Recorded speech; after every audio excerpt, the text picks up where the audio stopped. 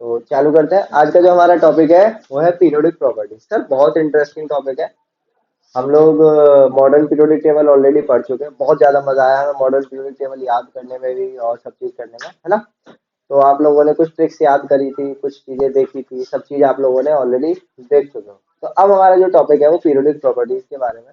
Already हम लोग periodic properties के बारे में थोड़ा बहुत डिस्कस कर चुके हैं, है ना। तो भाई पीरियोडिक प्रॉपर्टीज जब हमें डिटेल में थोड़ी सी पढ़नी है, और इस चैप्टर में हम लोग जो पढ़ेंगे आपका क्लास 10 में 5 पीरियोडिक प्रॉपर्टीज हम लोग देखेंगे, ठीक है। जिनमें से हम लोग कौन कौन सी पीरियोडिक प्रॉपर्टी देखने जा रहे हैं। आपका पहला है इफेक्टिव न्यूक्लियर चार्ज। ये आपके एनसीईआरटी में इतना डिटेल में नहीं है, लेकिन हम लोग इसको समझेंगे डिटेल में और करेंगे, ठीक है। पहली चीज क्या है, इफेक्टिव न्यूक्लियर चार्ज। दूसरा है आपका एटॉमिक साइज। क्या है, एटॉमिक साइज। तो दूसरी प्रॉपर्टी के बारे में जो हम पढ़ेंगे वो एटॉमिक साइज है। तीसरी प्रॉपर्टी आपके हम लोग जो मैं यहाँ पे कराऊंगा आपकी है आयोनाइजेशन एनर्जी, जिसको आयोनाइजेशन एंथैल्पी के नाम से भी जाना जाता है। थोड़ा ज्यादा इसको डिटेल में नहीं देखेंगे, बहुत बस एक डेफिनेशन देख के खत्म करेंगे इसको, ठीक है। और नेक्स्ट प्रॉपर्टी है मेटेलिक करेक्टर और नॉन मेटेलिक करेक्टर। बाद में हम थोड़ा सा वैलेंसी देखेंगे, ठीक है ना। वैलेंसी सबको पता है, पढ़े हैं आप लोग 9th क्लास में, एक दो एक दो एक दो तीन चार तीन चार दो एक, इस तरीके। तो इन सारी प्रॉपर्टीज को देखते देखते देखते हमारा चैप्टर ये खत्म होने की तरफ चला जाएगा, ठीक है। तो चलिए आइए चालू करते हैं सर। तो पहला आप लोग डालो पीरियोडिक प्रॉपर्टीज, सही है। सर चालू करते हैं, जरा पीरियोडिक प्रॉपर्टीज के बारे में समझते हैं। सबसे पहला सवाल जो है वो आपका व्हाट इज पीरियोडिक प्रॉपर्टी, यही है पहला सवाल। क्या है आपका, व्हाट इज पीरियोडिक प्रॉपर्टी। तो इससे ही चालू करते हैं और यहीं से समझना चालू करते हैं कि पीरियोडिक प्रॉपर्टी आखिरकार है क्या। मैंने आपको स्टार्टिंग में चैप्टर में एक चीज बताया था, टर्म पीरियोडिक का मतलब जो रेगुलर क्या होता है और रिपीटेशन शो करता है, ठीक है ना। एक ट्रेंड दिखाता रहे और बार बार क्या करता रहे, एक रिपीटेशन क्या करता रहे आपका शो करता रहे। तो ऐसी प्रॉपर्टी इसको क्या बोला जाता है, नहीं नहीं, ऐसी चीज को क्या बोला जाता है, पीरियोडिक। और अगर वही चीज आपकी किसी प्रॉपर्टी में लगे, whether it is chemical property, whether it is physical property, कोई भी हो, तो उसको क्या बोलोगे आप, पीरियोडिक प्रॉपर्टी। तो आप डेफिनेशन किस तरीके से लिख सकते हैं, क्या बोलोगे कि the property that repeats after a certain interval. ऐसी प्रॉपर्टी जो क्या काम करती है, रिपीट करती रहे आफ्टर अ सर्टेन इंटरवल, एक सर्टेन इंटरवल के बाद वो आपस में रिपीट करते हैं। तो आप लिख सकते हैं। हम लोग जो पढ़ने जा रहे हैं वो पहली प्रॉपर्टी आपकी इफेक्टिव न्यूक्लियर चार्ज।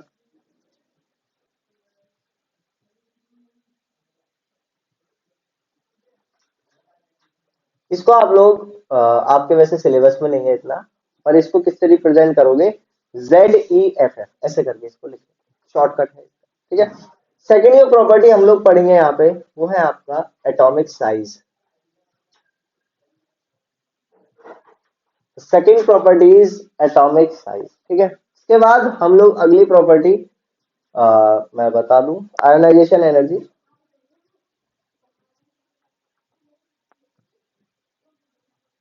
ठीक है।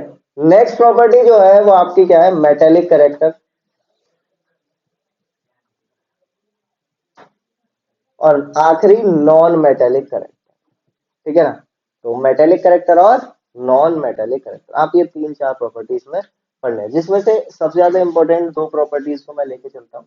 अगर आपको ये दो प्रॉपर्टीज आती हैं तो इनकी हेल्प से आप इसका पता लगा सकते हो, इसका पता लगा सकते हो और इसका भी पता लगा सकते हो। एक चीज और हम लोग यहाँ पे देखेंगे, वैलेंसी। लिख दे रहा हूं मैं यहाँ पे वैलेंसी, ठीक है। तो वैलेंसी वैसे आप लोग ऑलरेडी देख चुके हो, और फिर भी पुरानी यादें ताजा करने में जो मजा है किसी का, ठीक है। तो पुरानी यादों को ताजा करते हुए हम लोग देखेंगे, ठीक। तो लिख लो, ये आपकी पीरियोडिक प्रॉपर्टी हो गई। चालू करते हैं। तो पहली प्रॉपर्टी चालू करने जा रहा हूं मैं, कौन सी, इफेक्टिव न्यूक्लियर चार्ज। तो आप लोगों से एक दरख्वास्त के साथ चालू करते हैं कि हेडिंग डाल लेंगे ना। तो लिख लो इफेक्टिव न्यूक्लियर चार्ज। सर यहाँ पे तीन शब्द हैं, इफेक्टिव, सेकंड है न्यूक्लियर, यानी कि हम बात करेंगे न्यूक्लियस की, और अगला टर्म क्या है आपका, चार्ज। चलो, तो पहले बात कर लेते हैं न्यूक्लियर का मतलब है, तो न्यूक्लियस आएगा। तो मैंने क्या काम किया, सबसे पहले एक एटम का मॉडल बना लिया। तो ये मॉडल हो गया किसका, एटम का। ये किसने दिया था, बोहर साहब ने दिया था, है ना। तो उन्हीं के बारे में बात कर लेते हैं। तो हमने क्या काम किया, एक मॉडल तैनात कर लिया कि बाबा ये क्या है, आपका एक एटम का मॉडल हो गया। अब इस मॉडल में भी आगे आ जाओ जरा। तो यहाँ पे पहली वाली शेल में कितने इलेक्ट्रॉन थे, ओनली 2 ही, ठीक है, हमारा 2 नहीं चलता, 2 ही, ठीक है। और लास्ट वाले में हम लोग कितने भी भर सकते हैं, 8 तक, ठीक है। तो हम क्या काम करने जा रहे हैं, यहाँ पे एक इलेक्ट्रॉन सेलेक्ट करने जा रहे हैं जो कि एक वैलेंस शेल का इलेक्ट्रॉन होगा, यानी कि वैलेंस शेल के इलेक्ट्रॉन के अंदर की बात करें, यानी कि आउटर मोस्ट शेल के अंदर का इलेक्ट्रॉन हम लोग यहाँ पे सेलेक्ट करें। तो हमने क्या काम किया, एक कोई भी इलेक्ट्रॉन आउटर मोस्ट शेल का सेलेक्ट कर लिया। अब इस आउटर मोस्ट शेल के ऊपर देखना जरा, यहाँ पे कौन कौन सी फोर्सेस लग रही होंगी। एक तो ये वाले जो इलेक्ट्रॉन है ये आपस में नेगेटिव नेगेटिव है, तो एक दूसरे को क्या कर रहे होंगे, रिपेल कर रहे हैं। क्या काम कर रहे हैं, रिपेल कर रहे हैं। और एक हमारे चाचा जो बीच में पॉजिटिव चार्ज लेके बैठे हैं, अपन तो पॉजिटिव है, ठीक है, जिनको क्या बोला, न्यूक्लियस। अरे रदरफोर्ड साहब ने तो बताई जे न्यूक्लियस है, इनको इज्जत दो, ये बीच में है, ठीक है। तो क्या काम कर रहा होगा, ये इसको अपनी तरफ अट्रैक्ट कर रहा, ये क्या काम कर रहा होगा, अट्रैक्ट कर रहा होगा, इसको अपनी तरफ खींच रहा। अगर एक बात बताओ, ये वाली फोर्स यहां से ज्यादा हो जाती तो ये कैसा हो जाता, भग जाता है यहां से, ये क्या हो जाता है यहां से निकल के, भाई निकल ले, अपन तो निकलेंगे, कोई नहीं रोकने। अगर ये वाली फोर्स इधर ज्यादा हो जाती तो ये न्यूक्लियस के अंदर चला चला जाता, ठीक है। लेकिन ये इस तरीके से घूम रहा है जिस वजह से ये इफेक्टिव न्यूक्लियर चार्ज को बैलेंस कर, आप समझते हैं इसमें इफेक्टिव न्यूक्लियर चार्ज। तो ये वाली जो फोर्स है, नेट फोर्स ऑफ अट्रैक्शन, जो कि आउटर मोस्ट इलेक्ट्रॉन पे अप्लाई करी जा रही है न्यूक्लियस के द्वारा। फिर से सुनो, इसके ऊपर दो फोर्स लग रही है, एक ये वाली इधर और एक ये वाली। तो इसमें रिजल्टेंट फोर्स निकालेंगे हम। 9th क्लास में आप लोगों ने पढ़ा था, याद दिलवा देता हूं मैं, क्योंकि बहुत सारे लोगों ने लॉकडाउन में 9th क्लास पढ़ी थी, तो लॉकडाउन वाले जरा इधर ध्यान।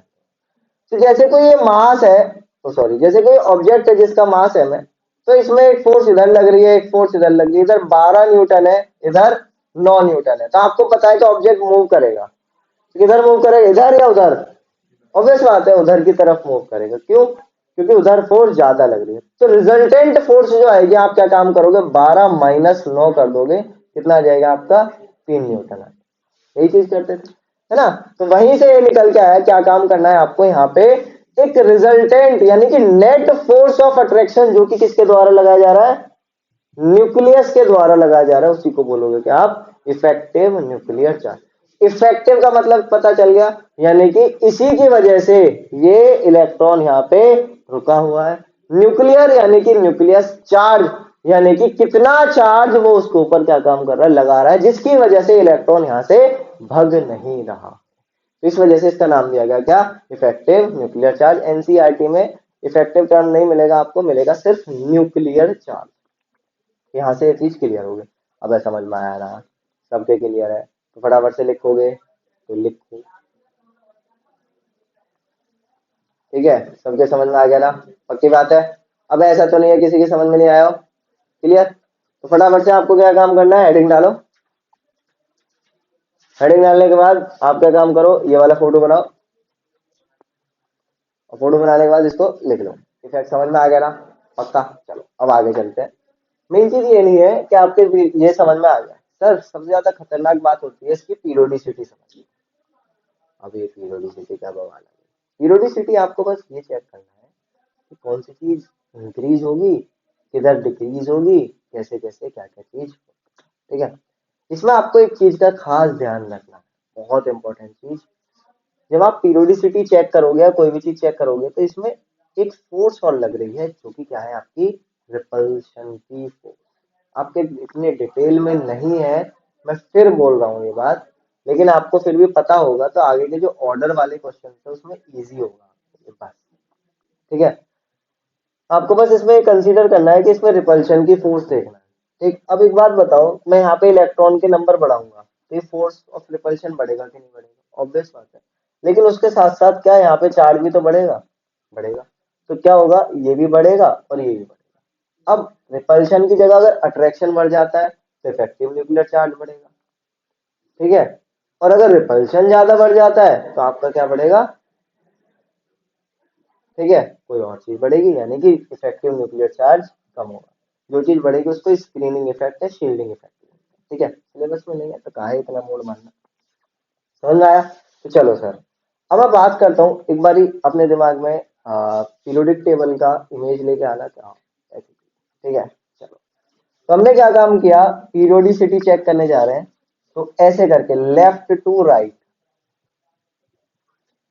और टॉप टू बॉटम, हम लोग ऐसे करेंगे, टॉप टू बॉटम और left to right. Left to right का मतलब है हम किस में कोई चीज चेक कर रहे हैं, पीरियड में। और अगर मैं टॉप टू बॉटम की बात करूं तो ये किस में चेक कर रहे हैं, ग्रुप में, है ना। जैसे कार्बन, कार्बन के नीचे ये वो फलान निकाला, ऐसे करके तुमने याद किया था। अब कार्तिक, शिव, गणेश, संग, पार्वती याद किया था कि नहीं किया था। ओल्ड स्टाइल सिटी को याद किया था कि नहीं किया था। हीलिना की रब से फरियाद, ये सब रटे थे नहीं, तो वो किस में करे थे हमने, ग्रुप में याद करे थे, ठीक है। पीरियड की ऐसी कोई ट्रिक हमने नहीं बताई। अब ध्यान देना, अब अगर मैं पीरियोडिक टेबल की बात करूं तो लेफ्ट से लेकर राइट तक भी एटॉमिक नंबर इंक्रीज हो रहे हैं और टॉप टू बॉटम भी एटॉमिक नंबर इंक्रीज,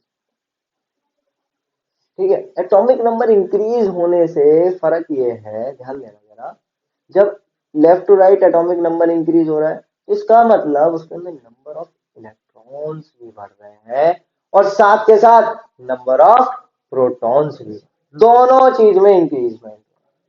तो इसका मतलब क्या है कि चार्ज आपका क्या हो रहा है, इंक्रीज हो रहा है। जब चार्ज इंक्रीज हो रहा है तो जो फोर्स लग रही है, मैंने अभी नहीं बात करी कि अट्रैक्शन की फोर्स है कि रिपल्शन की फोर्स है, बस मैंने एक बात करी है, किसकी, फोर्स।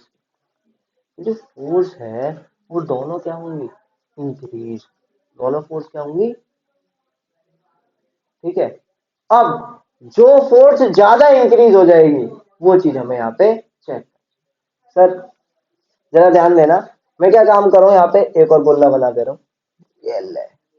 तो अब आउटर मोस्ट इलेक्ट्रॉन या आउटर मोस्ट शेल जो है, जिसको वैलेंस शेल के नाम से आप लोग जानते हैं, तो वो ये हो गई। आपने क्या काम किया, यहाँ पे एक इलेक्ट्रॉन लगा दे, यहाँ पे 8 भरोगे, 1 2 3 4 5 6 7 8, जब तो आगे वाली में भरा जाएगा, ठीक है। तो अब वैलेंस शेल के ऊपर या वैलेंस इलेक्ट्रॉन के ऊपर जो फोर्स लग रही है उसे तो क्या बोलोगे, इफेक्टिव न्यूक्लियर चार्ज बोलोगे, ठीक है। तो वही चीज हमें यहाँ पे करनी है, जरा देखना कि जब जब अंदर वाले शेल में इलेक्ट्रॉन बढ़ते चले जाएंगे, ये अंदर, इसके अंदर इलेक्ट्रॉन बढ़ते चले जाएंगे, तो इसका रिपल्शन बढ़ता चला जाएगा, इसका रिपल्शन बढ़ता चला जाएगा और ये डिस्टेंस भी दूर होता चला जाएगा, सर दिख रहा है ना, डिस्टेंस भी क्या हो रहा है, बढ़ता जा रहा है, जिसकी वजह से अट्रैक्शन का फोर्स उतना नहीं बढ़ेगा जितना कौन सा बढ़ जाएगा, रिपल्शन वाला फोर्स। आपको इतना ध्यान, ठीक है। तो आप क्या काम करोगे, top to bottom effective nuclear charge यहां पे कर दोगे कांस्टेंट, यानी कि आपको बस इतना ध्यान रखना है कि ना तो ये इंक्रीज होगा ना ही डिक्रीज होगा, इतना ही बहुत है।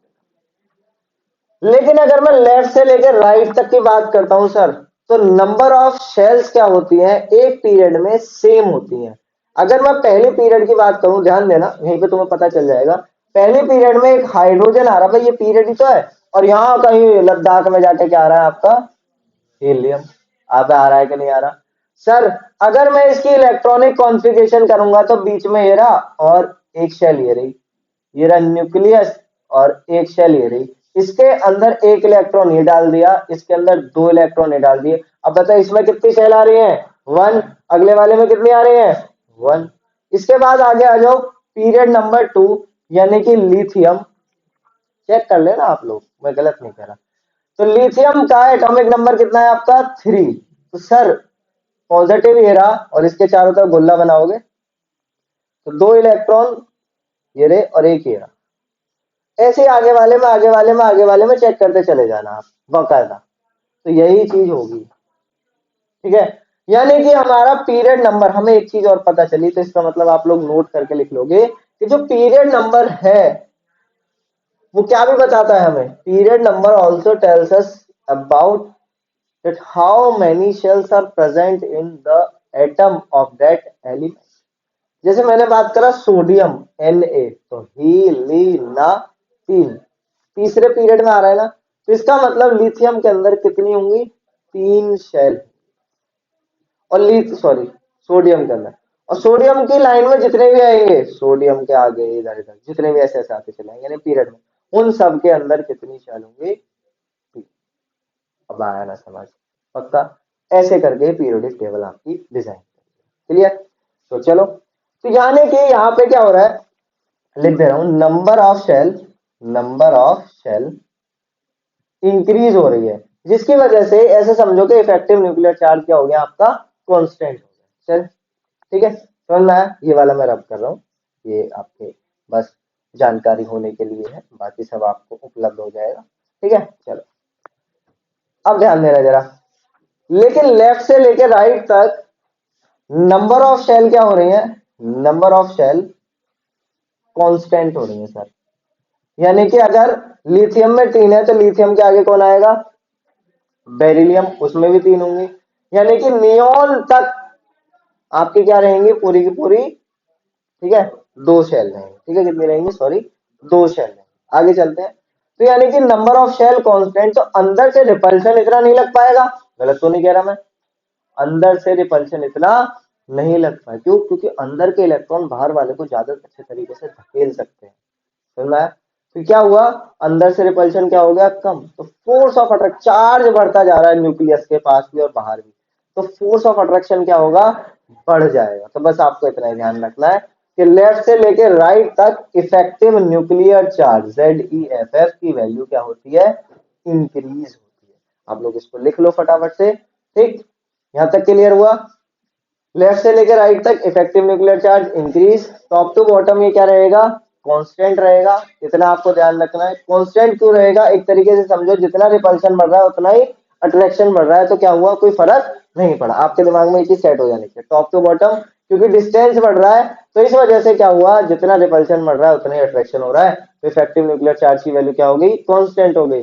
सर लेफ्ट से लेकर राइट तक ये क्या हुआ, आपका डिस्टेंस नहीं बढ़ रहा, सेम है, लेकिन वहां पे क्या चीज हुई, जब डिस्टेंस सेम हुआ तो बाहर वाली शेल के अंदर इलेक्ट्रॉन बढ़ते बढ़ते जा रहे हैं, और न्यूक्लियस में भी क्या होता जा रहा है, आपका नंबर ऑफ प्रोटॉन्स बढ़ते बढ़ते आ रहे हैं, यानी कि पॉजिटिव चार्ज बढ़ रहा है, नेगेटिव चार्ज बढ़ रहा है, तो अट्रैक्शन क्या होगा, ज्यादा हो जाएगा, पर डिस्टेंस वहीं पे है तो अट्रैक्शन क्या हो जाएगा आपका, इंक्रीज हो जाएगा। तो इतनी चीज आपके दिमाग में सेट होगी, और आपने क्या काम किया यहाँ पे, ये पीरियोडिसिटी लिख, खत्म हो गया ना, सब लिख लो फटाफट से, चलो बहुत जल्दी, ठीक है। नेक्स्ट हेडिंग डाल सकते हैं आप लोग, आपकी जो नेक्स्ट हेडिंग है वो है क्या, है एटॉमिक साइज, रब कर दो ना इसको, तो बस इतना ही लिखना है आपको। अभी क्वेश्चंस करने हम लोग सीखेंगे, क्योंकि इसके ऑर्डर वाले जो क्वेश्चंस होते हैं वो अच्छे खासे आ जाते हैं, तो एटॉमिक साइज से ही जब लोग, चलो जब सारी पढ़ लेंगे तब सीखेंगे। चलो सर, तो नेक्स्ट आपकी हेडिंग है क्या, एटॉमिक साइज।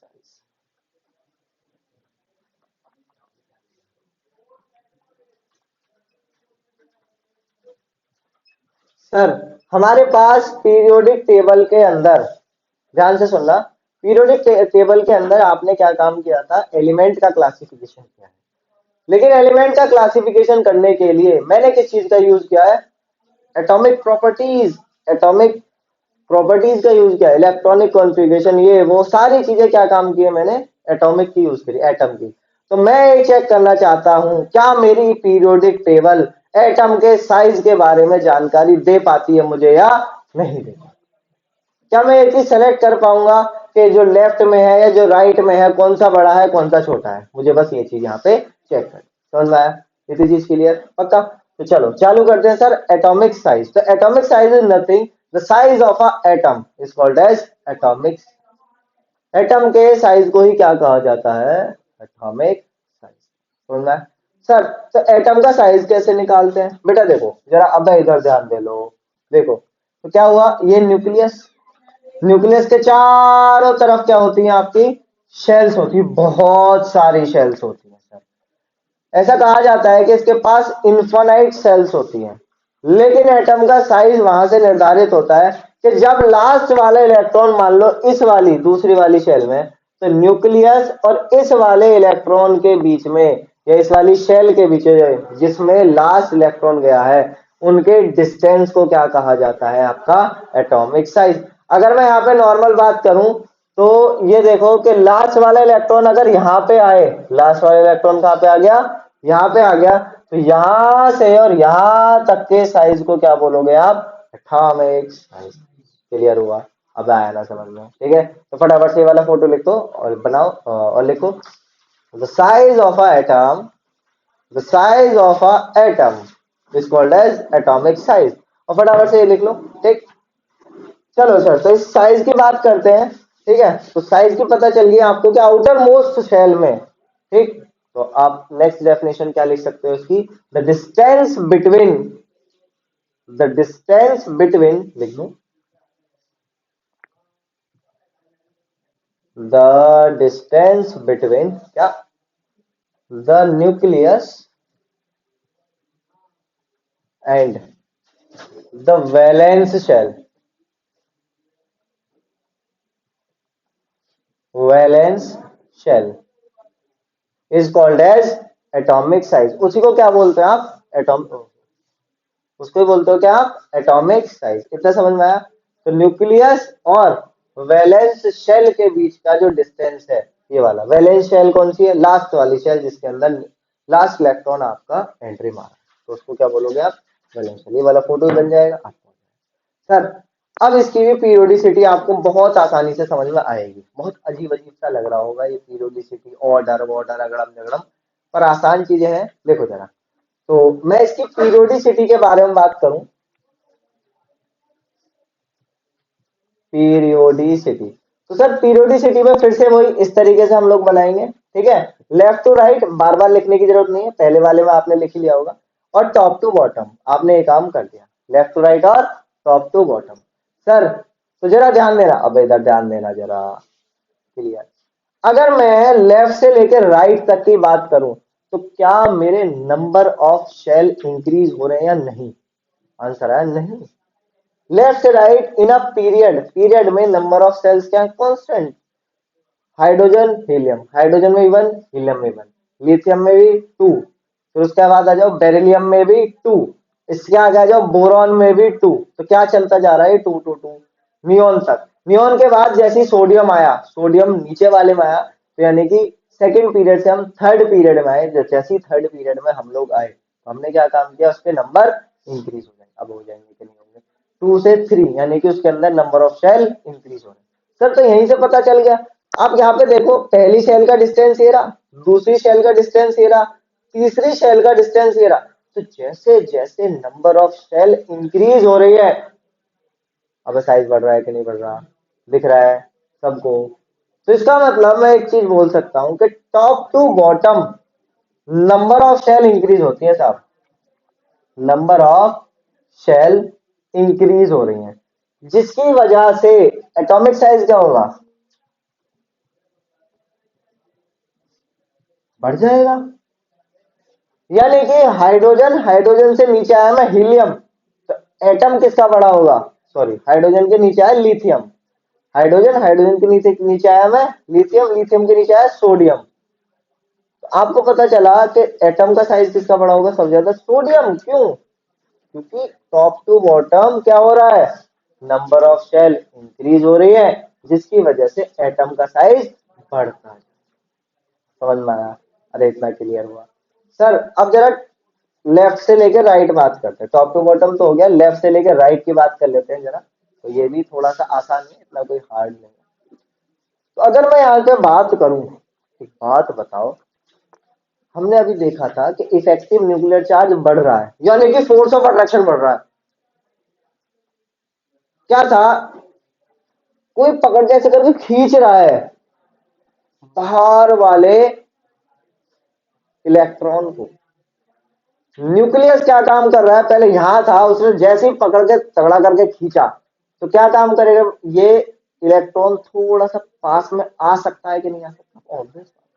उसने ज्यादा फोर्स लगाई तो जो यहाँ पे था वो क्या होगा, शिफ्ट होके अपनी तरफ आने की कोशिश करी।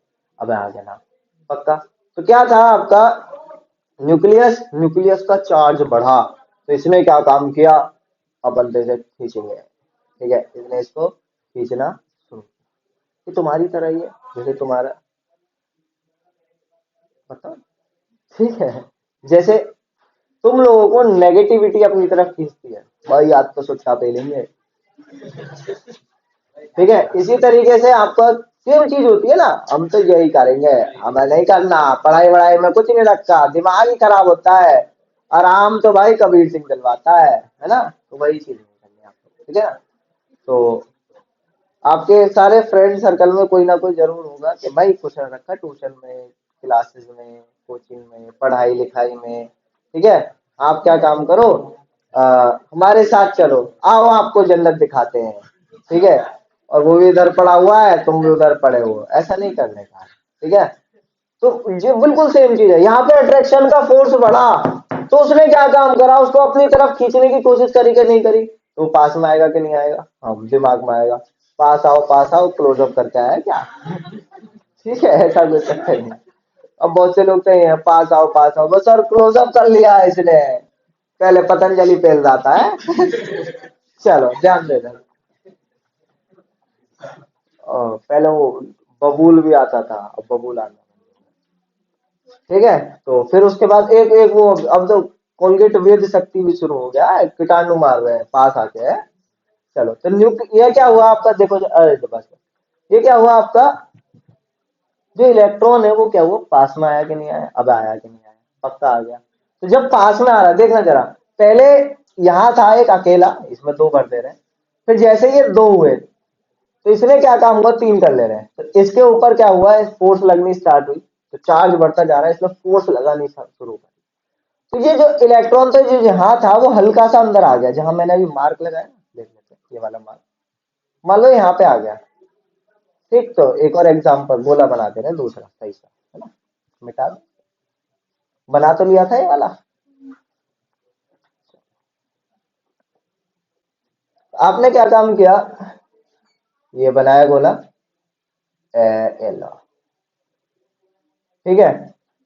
तो आपने क्या काम किया, ये इलेक्ट्रॉन दो रख दिए, फिर क्या हुआ, आपके इलेक्ट्रॉन के नंबर आप बढ़ा रहे हो, एक, दो, तीन, इस तरीके से जैसे जैसे इलेक्ट्रॉन के नंबर इसी वाली शेल के अंदर बढ़ते जा रहे हैं, और साथ में पॉजिटिव चार्ज बीच में बढ़ता बढ़ता जा रहा है, अब जा रहा है ना, कहाँ, न्यूक्लियस में, ठीक है। तो ये क्या होगा, धीरे धीरे करके इलेक्ट्रॉन को अपने पास में लाएगा, बोलेगा अपन क्लोजअप कर रहे हैं, पास आओ, ठीक है।